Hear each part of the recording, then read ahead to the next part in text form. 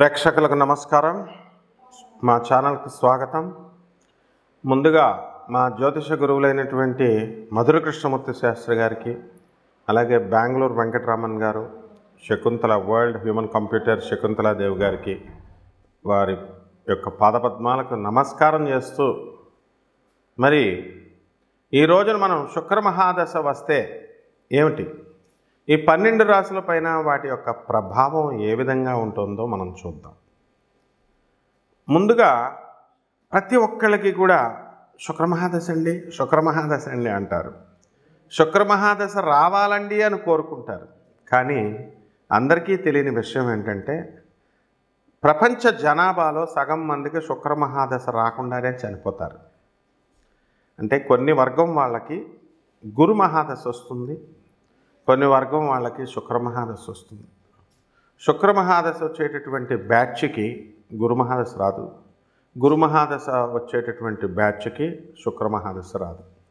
ఎక్కడో అరుదుగా ఈ గురుమహాదశ తర్వాత మనకి 16 సంవత్సరాలు, ఆ తర్వాత శని మహాదశ ఒక 20 సంవత్సరాలు, 36 అయిందా, 36 తర్వాత మనకి ఈ యొక్క గురుమహాదశ 16 ప్లస్ శని 19 అంటే 35 అయింది. ఇక్కడికి గురుమహాదశ వచ్చే బ్యాచ్కి 16, శని మహాదశ 19, 35, 35 ప్లస్ బుధ మహాదశ 17, 35 17 52. తర్వాత వచ్చేటటువంటిది మనకి కేతు మహాదశ 7, 57, 7, 64.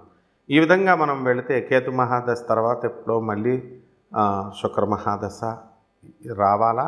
ఆ తర్వాత అందువలన అంటే 65 సంవత్సరాలు దగ్గరగా ఒక చక్రం తిరిగినప్పుడు గురుమహాదశ వాళ్ళు ఎక్కడో టచ్ అవుతారు. శుక్రమహాదశ ముసలోళ్ళు అయిపోయిన తర్వాత శుక్రమహాదశ అనేటటువంటిది వ్యర్థం అన్నమాట. గురుదేవులైనటువంటి దత్తాత్రేయ స్వాముల వారు మరి గాణగాపురంలో ఒకసారి ఒక చాకలి వ్యక్తి కోరుకుంటాడు వరం, గురుదేవా మరి నేను రోజు మీ బట్టలు ఉతుకుతున్నాను, అందరి బట్టలు భక్తులే ఉతుకుతున్నాను.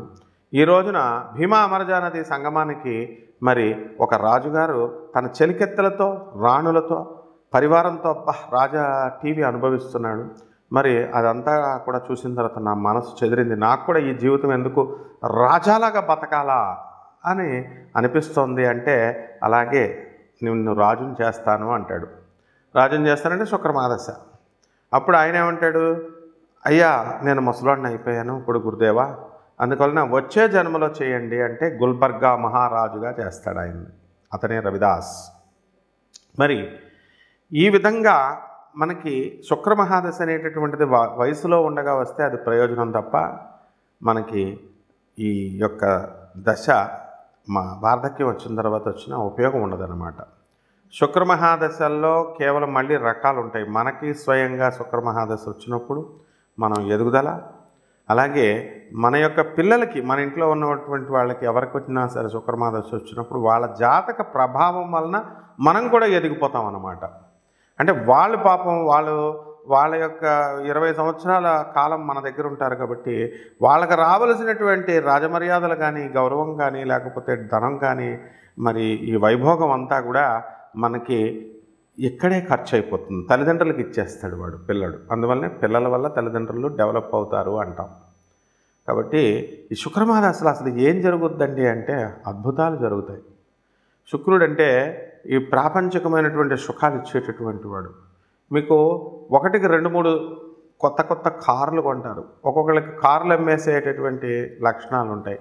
వెంటనే కొంటారు, 6 నెలలు ఎంజాయ్ చేస్తారు, తర్వాత మళ్ళీ కారు మార్చేస్తారు. ఇల్లులు, విల్లాలు, బంగళాలు, ఆ తర్వాత ఈ యొక్క స్త్రీలు, మందు, తర్వాత ఈ యొక్క మృష్టాన్న భోజనాలు, ఎవరికి ఇష్టమైనటువంటి నాన్ వెజిటేరియన్ ఫుడ్డులు, ఇలా బ్రాహ్మణులు అయితే నాన్ వెజిటేరియన్ కాకుండా మృష్టాన్న భోజనాలు. ఈ విధంగా శుక్రుడు ఏం చేస్తాడంటే పిల్ల పాపలతో, భార్యలతో, రాణులతో రాజవైభోగాలు ఇస్తాడు. అటువంటి శుక్రమహాదశ మీకు కావాలా వద్దా? కావాలి అనుకుంటే కొన్ని చిట్కాలు ఉంటాయి. అసలు మన వ్యక్తిగత జాతక చక్రంలో అసలు ఆ శుక్రమహాదశ మనకు తగులుతుందా? ఆ శుక్రుడు మనకు ఎంత బలంగా ఉన్నాడు? ఆ శుక్రుడు ఒకవేళ బలంగా ఉన్నా సరే అది ఎప్పుడు మనకి వికసిస్తుంది ఆ జాతకంలో, ఎప్పుడు మనం ఆ యోగాలను మనం అనుభవించగలుగుతామో, ఇలాంటి విషయాలన్నిటికీ కూడా మనం జ్యోతిష్కుల యొక్క అవసరం ఖచ్చితంగా ఉందన్నమాట.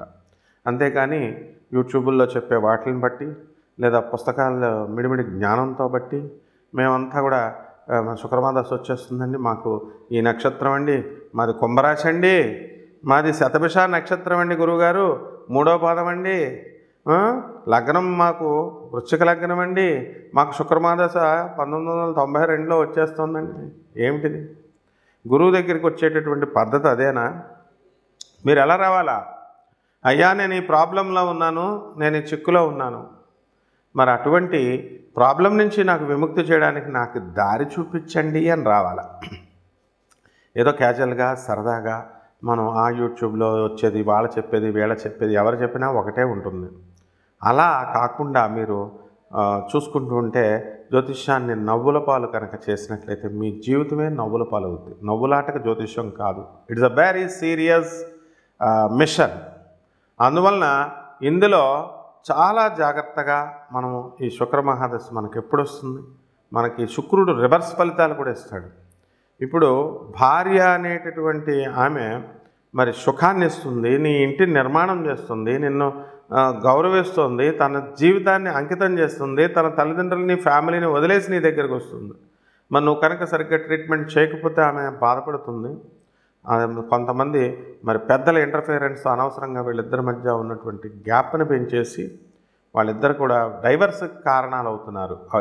ఇది ఎప్పుడు జరుగుతుందంటే శుక్రుడు వ్యతిరేక దిశలో ఉన్నప్పుడు కానీ, వ్యతిరేక ఫలితాలు ఇచ్చేటప్పుడు కానీ, శత్రు క్షేత్రాల్లో ఉన్నప్పుడు కానీ మరి శుక్రుడు ఎప్పుడు కూడా మంచే చేస్తాడని అనుకోకూడదు, హాని కూడా చేస్తాడు. కాబట్టి మీరేం చేయాలండి అసలు ఫస్ట్ అంటే, ఈ హాని జరిగేటప్పుడు మనము భార్యే పెడుతుంది, సుఖాన్ని ఇచ్చింది, మరి కష్టాన్ని కూడా ఆమె వేస్తుంది, పోలీస్ స్టేషన్ తీసుకెళ్తుంది, తప్పే ఉంది, కోర్టులో కేసు వేస్తుంది, తప్పే ఉంది, నీకు ప్రెస్టేజ్ ఎందుకు, నీకు పోలీస్ స్టేషన్కి లాక్కెళ్ళిపోయారండి, నువ్వు నా లాక్కెళ్ళిపోయావు, కోర్టులకు నన్ను ఇడ్చేసావు కాబట్టి నేను నీతో కాపురం చేయను, ఇవన్నీ కుదరవమ్మా. ఎందువలనంటే నువ్వు ఆమెను ఎక్స్ట్రీమ్ స్టేజ్కి తీసుకెళ్ళి సాగదీస్తే ఆడది ఎవరు కూడా ఇంచుమించుగా మీకు కోర్టులకు వెళ్ళరు, పోలీస్ స్టేషన్కి వెళ్ళరు. ఇది భారతదేశం, స్త్రీని గౌరవించే దేశం. కొన్ని పాతివ్రత్య ధర్మాలతో స్త్రీ కట్టుబడి ఉంటుంది. కొంతమంది మరి ఈ పోలీస్ స్టేషన్కి వెళ్ళారు, కోర్టులకు వెళ్ళారంటే యూ హ్యావ్ టు అడ్జస్ట్. అదే నాతి చరామి అంటే వివాహ వ్యవస్థలో. ఆమె కొట్టినా తిట్టినా నేను వదలను అని ప్రమాణం చేస్తావు, నువ్వే ప్రమాణం బ్రేక్ చేస్తున్నావు. మరి నువ్వు ప్రమాణం బ్రేక్ చేసి ఆ ఆడవాళ్ళ మీద తోసేస్తే ఎట్లా?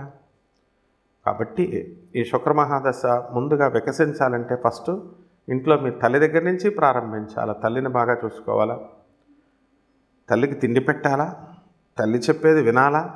ముసలాళ్ళు అయిపోయారని చెప్పేసి వాళ్ళని మరి దూరంగా వదిలేయడం కానీ, మరి వేరే అనాథ శరణాలయాల్లో ఓల్డేజ్ హోముల్లో చేర్చడం చాలా తప్పు. తల్లిదండ్రులకి ఇద్దరు గుప్పుడు బియ్యం పెట్టకుండా తల్లినేమో అన్న ఇంట్లో పెట్టి 3 నెలలు, తల్లినేమో అదే టైంలో చిన్నతమ్ముడి ఇంట్లో పెట్టి వాళ్ళని సెపరేట్ చేసేటటువంటి, నిన్ను అలా సెపరేట్ చేసి పెంచారా వాళ్ళు? మరి భార్యకు భయపడి అలా చేస్తావా నువ్వు? Can't you convince your wife? నీ భార్యను నువ్వు ఒప్పించలేవా? మరి భార్య కూడా ఒప్పుకుంటుంది, ఏమండి బాబు మా భార్య ఒప్పుకోవట్లేదంటే నీ ప్రవర్తన బట్టి ఒప్పుకోదు. ఒప్పించుకునేటటువంటి వాళ్ళు ఒప్పుకుంటారు. హ్యుమానిటీ అనేటటువంటిది ఉంటుంది, మానవత్వం అనేటటువంటిది. కాబట్టి మీరంతా కూడా ఈ శుక్రమహాదశ రావాలంటే ప్రారంభం తల్లి నుంచి గౌరవించాలా, తర్వాత నీ భార్యను గౌరవించాలా, తర్వాత నీ ఇంట్లో ఆడపిల్లల్ని, నీకు పుట్టిన పిల్లల్ని గమనించాలా, గౌరవించాలా. నీ చుట్టుపక్కల ఉన్నటువంటి స్త్రీలందరినీ కూడా కామ దృష్టితో చూడకుండా నువ్వు చక్కటి మంచి దృష్టితో నువ్వు చూసినప్పుడు మాత్రమే శుక్రగ్రహము వికసిస్తుంది. అంతేగాని యూట్యూబ్లో చెప్పేటటువంటి జ్యోతిష్కులు శుక్రుడు బొబ్బర్లు కిలోంపో బొబ్బర్లు ఇచ్చేయండి, తర్వాత చక్కగా దానాలు చేయండి, మనకి ఇది తెలుపు వస్త్రాలు దానం చేయండి, శుక్రవారం నాడు దానం చేసేయండి, 6 గంటలకు చేసేయండి, ఒక 50,000 పట్టరండి, నాకు 1,00,000 రూపాయలు పట్టరండి, నేను శుక్రుడికి మనం పూజ చేసేస్తామంటే నీ డబ్బులు వేస్ట్ తప్ప 0.0001% రిజల్ట్ కూడా రాదు. ఫస్ట్ బేసిక్స్ నుంచి రావాలి మీరు.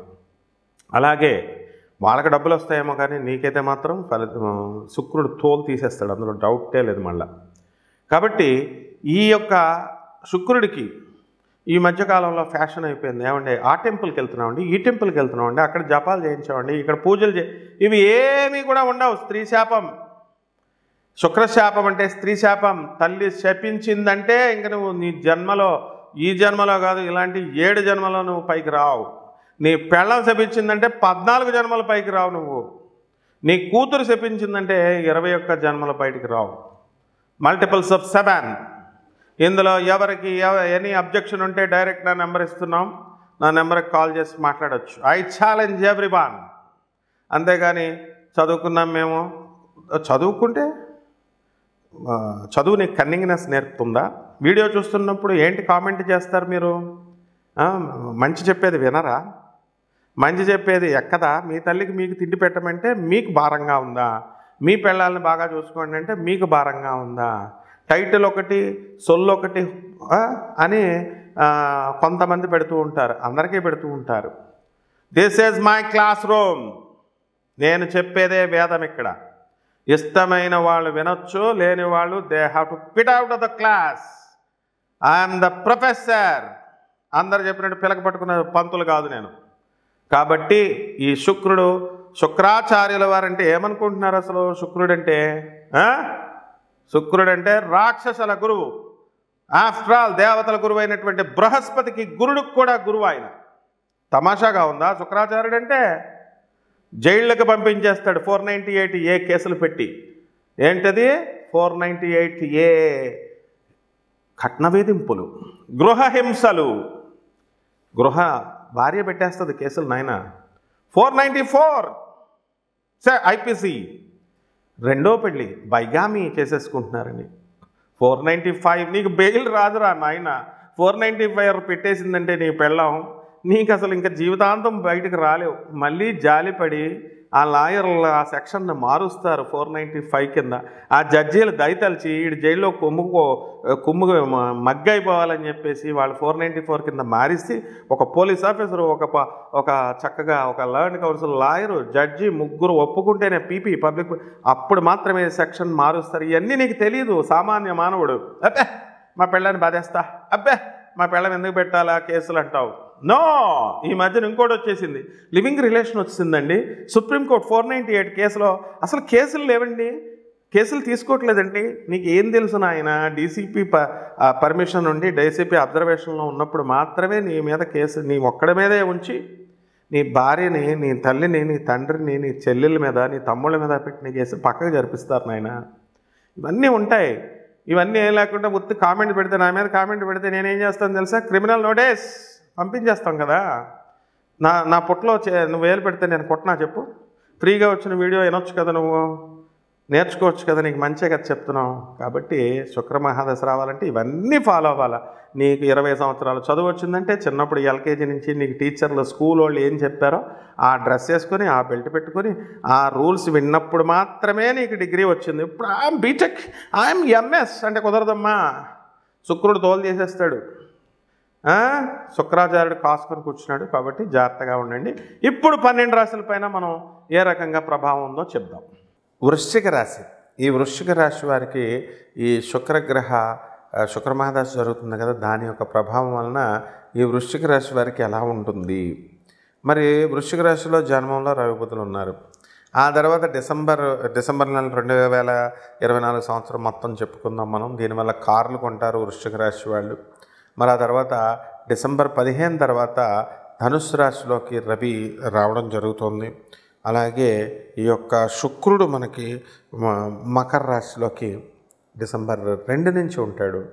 ఆ తర్వాత డిసెంబర్ నెలంతా కూడా ఆడవాళ్ళతో ప్రాబ్లమ్స్, వీళ్ళకి బాసులతో ప్రాబ్లంలు, ఈవెన్ సస్పెండ్ అయిపోవడానికి కూడా అవకాశాలు ఉంటాయి. ఈ యొక్క వృశ్చిక రాశి వారు ఆడవాళ్ళతో గొడవ పెట్టుకుంటే, భార్యలతో గొడవ పెట్టుకుంటే గ్యారంటీ పోలీస్ స్టేషన్, డౌట్ లేదు. అలాగే డిసెంబర్ 28 తర్వాత మాత్రం శుక్రుడు చాలా బాగుంటుంది. శని మరి వక్రించి మనకి ఈ యొక్క అర్ధాష్టమంలో ఉండడం వల్ల మీకు అద్భుతమైనటువంటి అవకాశాలు మీకు కలుగుతాయి. ఇల్లు లేనటువంటి వాళ్ళు ఇల్లు కొంటారు, స్థలాలు లేనటువంటి వాళ్ళు స్థలాలు కొంటారు. ఇనుప వ్యాపారాలు చేస్తున్నటువంటి వాళ్ళు ఎక్కువగా లాస్ అయినటువంటి వాళ్ళు లాసు తగ్గుతుంది, అంతేగాని ఇంకా పూర్తిగా లాభాల బాటలో పడరు. అలాగే అనవసరమైనటువంటి విషయాల గురించి అనవసరమైనటువంటి వ్యక్తులతో ఫోనుల్లో మాట్లాడుకోవడం, ఫ్రెండ్షిప్లు చేసుకోవడం, ఇవన్నీ కూడా మీకు చాలా డ్యామేజ్ జరుగుతాయి. మీకు ఇప్పుడు నేను చెప్పినా మీకు అర్థం కాదనమాట. పిల్లలు చదువులను పోగొట్టుకుంటారు. చదువుకునే మంచి అవకాశం, స్కూల్లో సీట్ ఇచ్చారు, కాలేజీలో సీట్ ఇచ్చారు, మీరు చక్కగా ఈ వృశ్చిక రాశి వాళ్ళు చదువుకోకుండా ఫోన్లు పట్టుకుని వెళ్తారు. ప్రాజెక్టులు చేయాలని చెప్పేసి పోటీ బయలుదేరుతున్నారని చెప్పి గర్ల్ ఫ్రెండ్స్ని కలిసి వస్తారు కాలేజీ పిల్లలు. ఈ రకంగా చేస్తే మీకే లాస్ అయిపోతుంది. కాబట్టి విదేశాలలో చదవాలి విద్యార్థులు మరి అనుకునే వాళ్ళకి విదేశాల్లో సీట్లు వస్తాయి, మీకు కావాల్సిన కోర్సుల్లో సీట్లు వస్తాయి. అలాగే మీ యొక్క సాఫ్ట్వేర్ రంగం వాళ్ళే కాకుండా ఇతర రంగం వాళ్ళు కూడా ప్రైవేట్ ఉద్యోగస్తులు మేము వేరే ఊరు వెళ్ళాలండి, అక్కడ ఫారెన్ వెళ్ళి మేము చదవాలండి అనుకునేటటువంటి వాళ్ళందరికీ కూడా మీకు అవకాశాలు రావడం అనేటటువంటి ఖచ్చితంగా జరుగుతాయి. అలాగే ఈ యొక్క వృశ్చిక రాశి వారికి మరి కుజుడు నేచపట్టి మనకి ఈ కర్కాటక రాశిలో ఉన్నాడు. కాబట్టి మీరు కొనుక్కున్నటువంటి ఇళ్ల స్థలాలు అధికంగా లాభాలు రావు, కానీ నష్టాలు రాకుండా మాత్రం మీడియంలా మీకు బేరాలు ఉంటాయి. అమ్మాలనుకున్న వాళ్ళు అమ్ముకోవచ్చు. అలాగే మీరు స్థలాలు కొత్తగా కొనాలి అనుకునేటటువంటి వాళ్ళు కూడా మీరు స్థలాలు ఎక్కువ రేట్లు చెప్తారు. రాజకీయ నాయకులకి పదవులు వస్తాయి. అలాగే ఈ యొక్క ఫార్మర్స్ వ్యాపారస్తులు వీళ్ళంతా కూడా చాలా రఫ్గా ఉన్న అలా ముందుకు వెళుతూ ఉంటుంది. కొత్త పంటలు పండించాలని ట్రై చేస్తూ ఉంటారు. ఇకపోతే రెమెడీస్ దగ్గరికి వచ్చేసరికి రాహు జపం చేయాలి, రాహు స్తోత్రాలు చదవాలి, రాహుకి కిలోంపావు మినుముల్ని ఆవు పేడ రంగు ఉన్నటువంటి వస్త్రాన్ని ఇచ్చి పేద బ్రాహ్మణులకి మరి శనివారం నాడు ఉదయం 8 గంటలకి దానం చేయాలి. అలాగే ఈ యొక్క శనిగ్రహము అనేటటువంటిది డిసెంబర్ 28 లోపలే చేయాలి. మళ్ళీ డిసెంబర్ 28 దాటిన తర్వాత చేస్తే మీకు ఉపయోగం లేదు. శనీశ్వరుడికి ప్రదక్షిణాలు చేయండి, తర్వాత శని జపం చేయండి, శని స్తోత్రాలు చదవండి, శనికి కిలోంపావు నల్ల నువ్వుల్ని నల్లని వస్త్రాన్ని పేద బ్రాహ్మణులకి శనివారం నాడు ఉదయం 8 గంటలకి దానం చేయండి. ఇంకా ఏమండి మరి మాకు ఇంకా బాగా కావాలండి జాతకం అని అందరికీ ఆశ ఉంటుంది. మరి తెలుసుకోవడం కాదు, ఆచరణ అనేటటువంటిది చాలా ముఖ్యమైనటువంటి విషయం. కాబట్టి మీరంతా కూడా పూర్తిగా మీ జాతకాన్ని, వ్యక్తిగత జాతకాన్ని తెలుసుకోవాలనుకుంటే కనుక మీరు కంపల్సరీ మా ఛానల్కి మీరు కంపల్సరీ ఫోన్ చేయొచ్చు. మేమేం వ్యాపారస్తులం కాదు. కాబట్టి కరెక్ట్గా ఈ నాన్ కమర్షియల్ కాబట్టి మీకు చక్కగా గైడెన్స్ ఇవ్వడం 24/7 మనం ఇవ్వడానికి రెడీగా ఉన్నాం. మీరు కాల్ చేయడమే ఆలస్యం. కాబట్టి ఈ యొక్క చిన్న రెమెడీలతో మీ జాతకాలు మారిపోతాయని అనుకోకూడదు, కానీ చేయడం మీ బాధ్యత. ముఖ్యంగా పేదవాళ్ళకి సేవ చేసినప్పుడు మీ తల్లిదండ్రులు, ముసలి తల్లిదండ్రులకి, డిపెండెంట్స్ వికలాంగులకి వీళ్ళకి సేవలు చేసుకోవడం వల్ల మీకు అద్భుతమైనటువంటి ఫలితాలు వస్తాయి ఈ రెమెడీస్ కంటే కూడా. కానీ మరి గ్రహస్థితి రీత్యా కూడా మేము చెప్పాలి కాబట్టి చెప్తున్నాం. శుభమస్తు.